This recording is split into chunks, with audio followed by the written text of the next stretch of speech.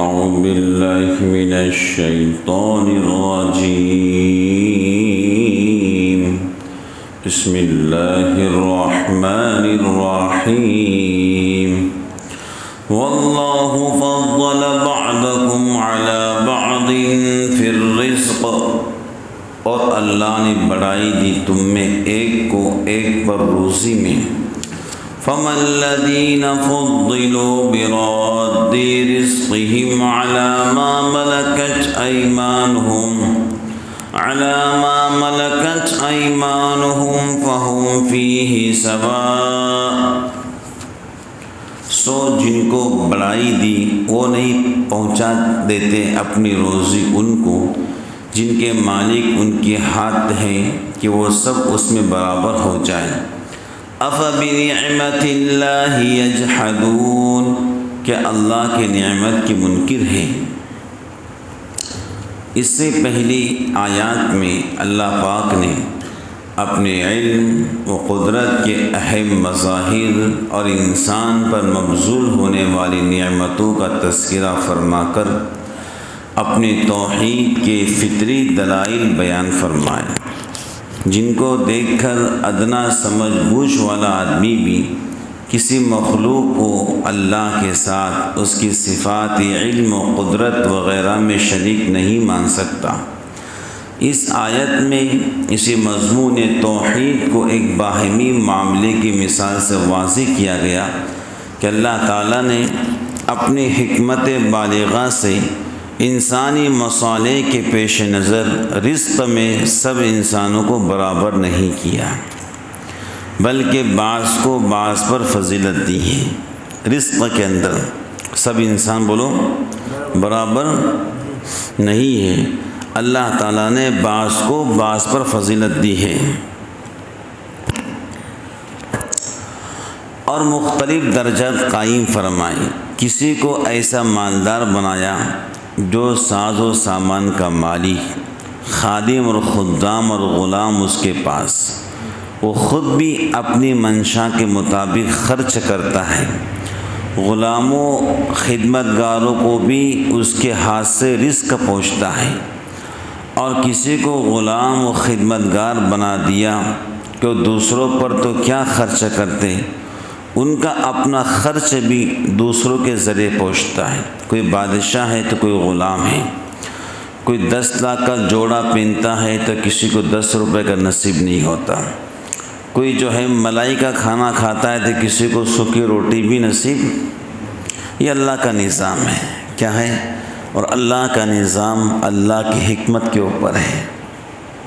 کوئی بادشاہ ہے تو کوئی غریب ہے۔ اب جو بھی بادشاہ ہے وہ ہم میں کا کوئی انسان ہے بھئی، ایسا ہی نا، جو بھی وزیر فضیر ہے سب انسانی ہی نا، لیکن وہ اللہ کا نظام ہے، بات سمجھ گئے نا۔ اور کسی کو متوسط الحال بنا دیا، نہ غنی نہ غریب بلکہ درمیان درجے کا بنایا، بات سمجھ گئے۔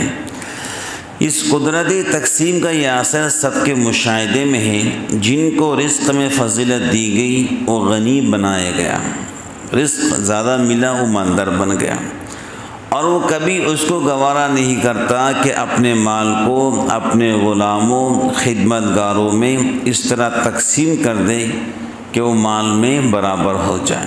بھئی کون آج مالدار ہے کہ جو اپنے مال میں غلاموں کو غریبوں کو اتنا تقسیم کرے کہ غلام اور امیر دونوں برابر ہو جائے؟ آج ہے کوئی؟ اگر کسی کے پاس مان لو 1 کروڑ روپے ہیں، کیا وہ 1 کروڑ روپے تقسیم کریں گا سب کو؟ 20 لاکھ اس غلام کو، 20 لاکھ وہ جھاڑو مارنے والے کو، 20 لاکھ ڈرائیونگ کرنے والے کو، 20 لاکھ باورچی کھانے والے کو، 20 لاکھ خود کے واسطے؟ ایسا کبھی نہیں کریں گے، مر جائیں گا وہ، کیا کریں گا؟ ارے بھائی مر جائیں گا، وہ نہیں کر سکتا ہے، بس سمجھ گئے نا۔ تو اس مثال سے سمجھو کہ جب مشرکین بھی یہ تسلیم کرتے ہیں کہ یہ بت اور دوسرے مخلوقات جن کے وہ پرستش کرتے ہیں سب اللہ کی مخلوق اور مملوک ہیں، مشرکین بھی یہ بات مانتے تھے، جن کی وہ پرستش کرتے ہیں خدا تسلیم کرتے ہیں وہ جانتے تھے کہ یہ رزق دینے والے نہیں ہیں، روزی کا مالک اللہ ہے۔ بات سمجھ گئے نا؟ مشرکین یہ کہا کرتے تھے کہ دیوی دیوتا جو ہے اللہ کے معاون ہیں۔ کیا ہے؟ یہ نظام کائنات چلانے کے اندر اللہ کا تعاون کرتے ہیں، اللہ کا ہیلپ کرتے ہیں۔ اللہ تعالیٰ کسی تعاون کے محتاج نہیں ہے۔ بسم اللہ، الحمدللہ۔ اللہ کسی تعاون کے محتاج اور پورے کائنات کا نظام وہ اکیلے چلاتے ہیں، ان کو کسی کے مشورے کی ضرورت نہیں، وہ خود فیصلہ فرماتے ہیں، اور دنیا کے اندر جتنے فیصلے نافذ ہوئے ہیں ان نے خود نے کیے ہیں، ان کو کسی کی ضرورت نہیں ہے۔ بس سمجھ گئے؟ پتھر ان کے معاون بن جائے کیسے ہو سکتا ہے؟ جن پتھروں کو خدا نے پیدا کیا وہ معاون کیسے بن سکتے ہیں؟ بات سمجھ گئے؟ خدا جو ہے کسی کا اپنی خدائی کے اندر کسی کو معاون نہیں لیتے، وہ اکیلے یکتا ہے، وحدہ لا شریک لہ ہے، ان کا کوئی شریک نہیں اس پوری کائنات کے اندر۔ بات سمجھ گئے؟ یہ مخلوق اور مملوک اپنے خالق و مالک کے برابر ہو جائیں۔ دیکھو ایک مالدار برداشت کرتا ہے کیا؟ جھاڑو مارنے والا میرے برابر ہو جائے، گاڑی صاف کرنے والا میرے برابر ہو جائے، بھنگی میرے برابر ہو جائے۔ جب دنیا کا ایک ادنے سے مالدار یہ سوچ نہیں سکتا ہے کہ میرے برابر ہو جائے، تو خالق ہیں وہ کیسے لوگوں کو اپنے برابر کر لیں گے؟ مثال سمجھ رہے آپ لوگوں؟ ہاں بھائی، ہاں بات سمجھو۔ تو کیا یہ لوگ یہ سب نشانیاں دیکھ کر اور یہ مضامین سن کر پھر بھی خدا کے ساتھ کسی کو شریک اور برابر قرار دیتے ہیں؟ جس کا لازمی نتیجہ یہ ہے وہ خدا پاک کی نعمتوں کا انکار کرتے ہیں۔ کیا کرتے ہیں بولو؟ اللہ کی نعمتوں کا۔ کیونکہ اگر یہ اقرار ہوتا کہ سب نعمتیں صرف اللہ کی دی ہوئی ہے، ان میں کسی خود تراشیدہ بت کا یا کسی انسان و جن کا کوئی دخل نہیں، تو پھر ان چیزوں کو اللہ کے برابر کیسے قرار دیتے ہیں؟ یہ مضمون سورہ روم کی اس آیت میں ارشاد ہوا، ضرب لکم مثلا من انفسکم هل لکم مما ملکت ایمانکم من شرکاء فیما رزقناکم فانتم فیہ سواء۔ تمہارے لیے تم ہی میں سے ایک مثال دی ہے، جو لوگ تمہارے زیر دست ہیں کیا وہ ہمارے دے ہوئے رزق میں تمہارے شریک ہے کہ تم اس میں برابر ہو گئے ہو؟ اس کا حاصل بھی یہی ہے کہ تم اپنے مملوک غلاموں اور خدمتگاروں کو اپنے برابر کرنا پسند نہیں کرتے، تو اللہ کے لیے کیسے پسند کرتے ہو کہ وہ اور اس کی مخلوق مملوک چیزیں اس کے برابر ہو جائیں؟ اس آیت میں واضح طور پر بتلایا گیا ہے کہ غریبی اور مالداری معیشت میں انسان کے مختلف درجات ہونا، کہ کوئی غریب ہے، کوئی امیر، کوئی متوسط الحال ہے، یہ کوئی اتفاقی حادثہ نہیں ہے، اللہ پاک کی حکمت بالغہ کا تقاضا ہے اور انسانی مصالح کا مقتضا اور انسانوں کے لیے رحمت ہے۔ اگر یہ صورت نہ رہے اور مال و سامان میں سب انسان برابر ہو جائے تو نظام عالم میں خلل و فساد پیدا ہو جائے گا۔ بھائی کون سبزی بیچیں گا، کون گوشت کو بیچیں گا؟ سب لوگ برابر ہو جائیں، سب لوگ مالدار بن جائیں، رئیس بن جائیں، سب کے بنگلے ہو جائیں، کاریں سب کے پاس آ جائیں، بہاریں سب کے پاس آ جائیں، سب کے پاس کرنسی موجود ہو، بینک آف بیلنس موجود ہو، پیسہ موجود ہو، گھر میں جہاں ہاتھ لگا سونا ہاتھ میں آ جائے، تو سبزی کون بیچیں گا؟ پھر دودھ کون بیچیں گا بھائی؟ گوشت کون بیچیں گا؟ کپڑے کون بیچیں گا؟ بال کون کاٹیں گا؟ جی چپل جوتے کون بیچیں گا؟ یہ اللہ کا نظام عالم ہے۔ اگر سب برابر ہو جائے مالداری کے اندر تو نظام عالم میں کیا ہوگا بولو؟ خلل پیدا ہو سکتا ہے۔ بولو ہوتا کہ نہیں ہوتا؟ ایک غریب آدمی ایک سب مالدار ہو جائے تو پانی کون بیچیں گا؟ جی ہاں، یہ اللہ کا نظام عالم ہے، اس کو ہم نہیں سمجھ سکتے۔ ہم بولتے اللہ ہم مالدار ہو جائیں، آسمان سے سونے برس جائیں، بھائی اللہ کا نظام ہے۔ ہاں تم کیا اللہ کو حکم دے رہے کیا؟ وہ جو چاہے وہ کریں گے. دنیا تم کو ملی تمہاری تقدیر کا کھیل ہے. کیا عہدے مل گئے، وزارت مل گئی اور سیاست کے اندر کچھ مرتبہ مل گیا، تو یہ تو قسمت کا کھیل ہے. بولو کیا ہے؟ بولو نا بھائی، یہ قسمت کا کھیل ہے. یہ مت سمجھ لو اللہ میاں یہ پیارے اللہ دنیا اچھی بنائی ہے، یہ دعا کر سکتے ہو اللہ برسا دے پیسے. کیسے؟ یہ تو دنیا دارالاسباب ہے. ہاں اللہ ہمارے دنیا کو اچھی بنائیے، ہمیں کسی کا محتاج نہ بنائیے، ہمیں صرف آپ کی ذات کا محتاج بنائیے. آپ کے خزانے لامحدود ہیں، بہت سارے خزانے آپ کے پاس ہیں، ہمیں بھی عطا فرمائیے. یہ ہے عاجزی. کیا ہے؟ بات سمجھ گئے؟ تو مال و سامان میں سب انسان برابر ہو جائے تو نظام عالم میں بولو کیا ہوگا؟ خلل پیدا ہوگا، فساد پیدا ہوگا. اسی لیے جب سے دنیا آباد ہوئی، کسی دور اور کسی زمانے میں سب انسان مال و متاع کے اعتبار سے برابر نہیں ہوئے. نہ ہو سکتے ہیں. اور اگر کہیں زبردستی ایسی مساوات پیدا کر بھی دی جائے تو چند ہی روز میں تمام انسانی کاروبار خلل پیدا ہوگا، فساد کا مشاہدہ ہو جائے گا. اللہ نے جیسے تمام انسانوں کو عقل و دماغ، قوت و طاقت اور صلاحیت کار میں مختلف مزاجوں پر تقسیم کیا ہے، اور ان میں ادنا، اعلیٰ، متوسط کی اقسام ہیں جس کا کوئی صاحب عقل انکار نہیں کر سکتا. اسی طرح یہ بھی ناگزیر ہے کہ مال و متاع میں یہ مختلف درجات قائم ہو. ہر شخص اپنی اپنی صلاحیت کے اعتبار سے اس کا صلہ پائیں، اور اگر اہل صلاحیت اور نااہل کو برابر کر دیا گیا تو اہل صلاحیت کی حوصلہ شکنی ہوں گی. جب معیشت میں اس کو نااہلوں کے برابر ہی رہنا ہے تو کون سا داعیہ ہے جو اسے جد و جہد اور فکر و عمل پر مجبور کرے؟ اس کا لازمی نتیجہ صلاحیت کار کو برباد کرنا ہوگا. البتہ خالق کائنات نے جہاں عقلی و جسمانی قوتوں میں بعض کو بعض پر فضیلت دی ہے اور اس کے تابع رزق و مال میں تفاوت قائم فرمایا، وہی معاش کا نظام بھی محکم بھی قائم فرمایا.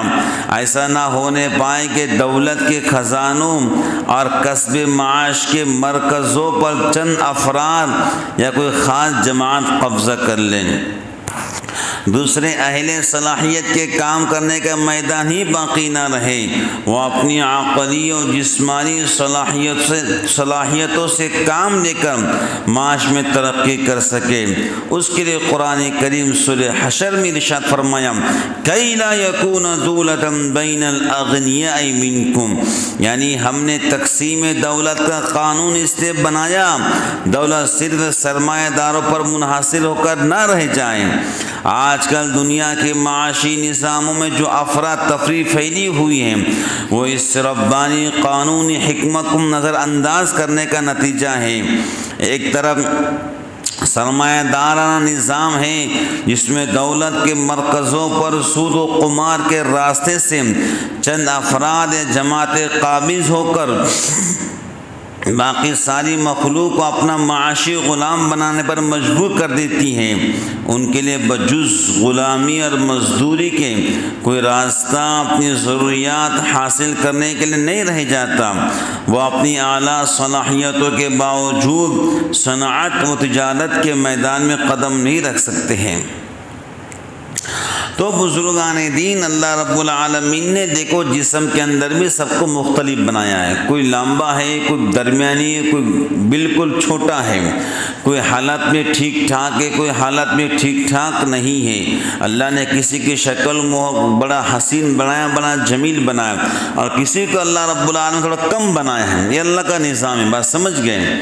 دولت بھی اللہ کا نظام ہے، جسم بھی اللہ کا ایک نظام ہے. اللہ نے سب کو برابر بولو نہیں کیا ہے. کوئی حالت میں اچھا ہے، کوئی طاقت میں مضبوط ہے، کوئی کمزور ہے، اور کوئی باصلاحیت ہے، کوئی نااہل ہے.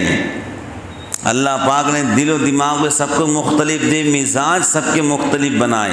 کوئی دماغ میں بہت فریش ہے، کوئی دماغ میں بالکل نااہل ہے، کوئی اچھا بولتا ہے، کوئی بول نہیں سکتا۔ یہ اللہ کا ایک نظام ہے، بات سمجھ گئے؟ تو بزرگان دین کہنے کا یہ مقصد ہے کہ اللہ رب العالمین نظام بنایا ہے، وہ خود جانتے ہیں ان کا نظام کتنا بہترین ہے، کیونکہ اللہ کو دیکھو دنیا چلانا ہے۔ کیا کرنا بولو؟ اللہ کو دنیا چلانا ہے، تو دنیا چلانے کے لیے یہ نظام، یہ ترتیب بہت بہترین ہے۔ آج کل جو سرمایہ دار ہے، اللہ تعالیٰ خیر فرمائے، وہ کیا کرتے ہیں؟ وہ سود سے پیسہ دیتے ہیں۔ کیا کرتے ہیں؟ سود سے۔ اب جو مالدار ہے وہ مالدار ہی ہوتے جا رہا ہے، سود کی دکانیں چل رہی ہیں، قمار کی دکانیں چل رہی ہیں، جوؤں کی دکانیں چل رہی ہیں، شراب کے اڈے چل رہے ہیں، ایک عام انسان غلام بن کے رہ گیا۔ بولو کیا بن کے رہ گیا؟ کتنے لوگ آج ہیں، مسلمان بھی ہیں اور دیگر مذہب کے لوگ بھی ہیں، جو سود سے پیسے لیتے ہیں، آج بھی ہیں۔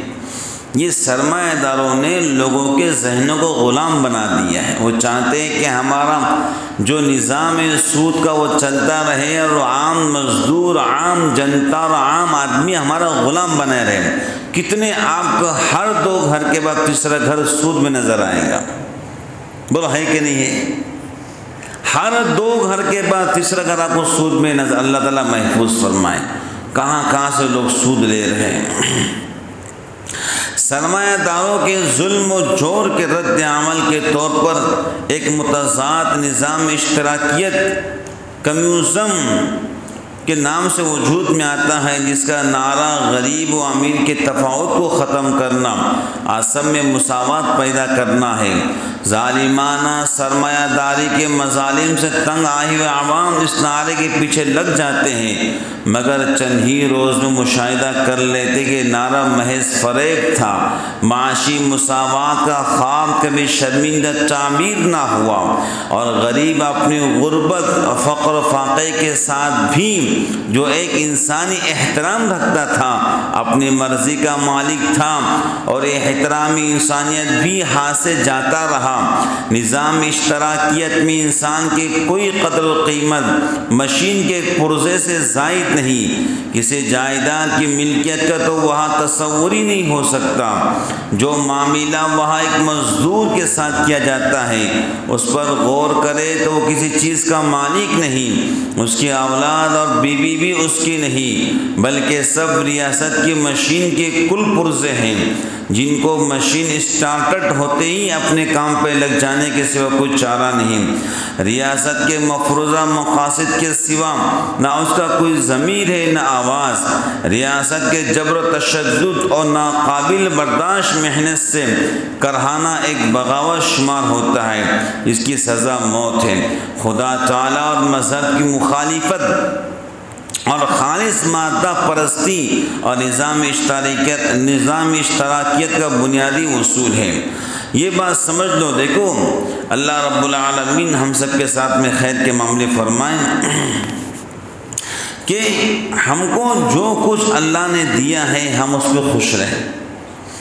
بات سمجھ گئے؟ دولت اس پہ خوش رہیں، عزت جو ملی اس پہ خوش رہیں۔ زیادہ جو ہے بولتے ہیں نا کہ اپنے سے زیادہ غریب کو دیکھو دنیا کے اعتبار سے، اور دین کے اعتبار سے اپنے سے اونچے آدمی کو دیکھو۔ اس کا مطلب وہ تہجد پڑھتا ہے، میں بھی انشاءاللہ پڑھوں گا، وہ اشراق پڑھتا ہے، میں بھی انشاءاللہ پڑھوں گا۔ دین کے اعتبار سے حرص کرنا جائز ہے۔ وہ اوابین 6 پڑھتا، میں بھی انشاءاللہ پڑھوں گا، وہ عشاء کی 17 پڑھتا، میں بھی انشاءاللہ پورے 17 پڑھوں گا، دین کے اعتبار سے۔ اور دنیا کے اعتبار سے ان کو دیکھو جو اپنے سے غریب ہے، جو مانگتے پھرتے ہیں، جن کے پیر میں چپلے نہیں، ہاتھ میں کچھ نہیں، کبھی یہاں سے مانگتے کبھی وہاں سے مانگتے، ان کو دیکھو۔ ان کو دیکھنے پر شکر کی توفیق اللہ دے گا۔ بات سمجھ گئے؟ تو یہ اللہ کا ایک نظام ہے، کوئی امیر ہے تو کوئی مالدار ہے۔ اگر کوئی مالدار بنا ہے تو اس کو اللہ نے بنایا ہے، ہم کو کسی کو حق نہیں پہنچتا کہ اس کے خلاف بد دعائیں کرے، بھائی اس کو اللہ نے بنایا ہے۔ آپ دعا کیجئے اللہ آپ نے اس کو مالدار کہ مجھے بھی مالدار کیجئے، اللہ کو مالدار کرے۔ بلکہ حدیث میں آتا ہے اپنے پیٹھ پیچھے بھائی کے واسطے دعا کرنا، وہ دعا پہلے اللہ آپ کے حق میں قبول کرے گا۔ بات سمجھ گئے؟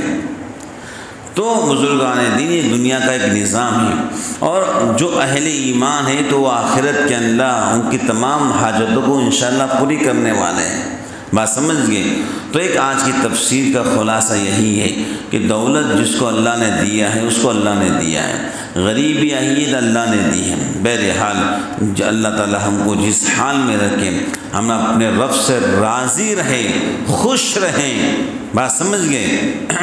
اگر ہم اپنے دل کے اندر رب سے ناراض رہیں گے، شکوے شکایت کریں گے، دیکھو کتنا مالدار ہے، کتنی بڑی بلڈنگ بنایا، کتنی عالیشان کار ہے، میرے پاس تو کچھ نہیں، پھر کیا ہوگا بولو؟ آپ کم ہمت بن جاؤ گے، حوصلہ ہار جاؤ گے، تو زندگی کے اب ناکام مسافر بن جاؤ گے۔ جو ہے رب آپ کا لاکھ احسان، مجھے مزید عطا فرمائیے، میں آپ کی مزید نعمتوں کا منتظر ہوں۔ بات سمجھ گئے؟ بس جو کچھ کہا اللہ عمل کی توفیق عطا فرمائے۔ وآخر دعوانا الحمدللہ رب العالمین۔